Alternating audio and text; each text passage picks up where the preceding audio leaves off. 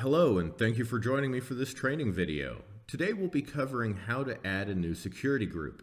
This function is limited to customers with the higher or standard packages and administrators. We'll start this process off by clicking the Admin drop-down in the main navigation ribbon. From here, we'll choose the security level. The standard security levels are listed here and can be double-clicked to show what is permitted per level. To create a new security level, start by hitting the Add New button.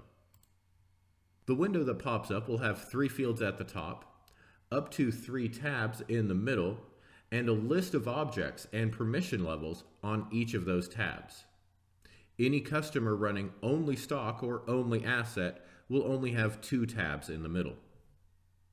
The first step is to give the security level a name or number and a description. Under the description, there is a field called Use as Base. This field lets the administrator set the permissions based on one of the default security levels and make modifications for there. This is perfect for users who just need 1 or 2 things turned on, off, or modified. Of the 3 tabs across the blue bar, BarCloud Asset and BarCloud Stock contain the objects specific to each side of the system functions, while the General tab has options which affect both. A blue box under the permission level indicates the security level does have that option. To remove a function or capability, simply click the blue box to remove it. Please note, unclicking the View box will remove the user interface components like buttons, links, and data fields. This function can also be used to clean up or slim down a user's interface as needed. Once all the selections have been made, press the Save and Close button.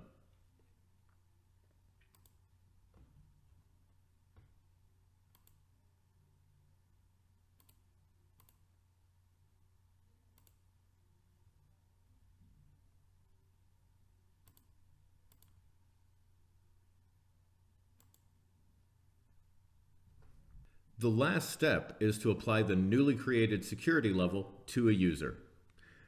We will again use the Admin drop-down, and this time we're going to select User Settings and Users. Locate the user in the list or use the search function to find them in a long list. Simply double-click the file to open it. In the tabs in the blue bar, choose User Info. Select the newly created security level and press Save and Close. Be sure to repeat this for any additional users. Thank you again for joining me for this video. Be sure to check out the rest of our training videos for any other questions.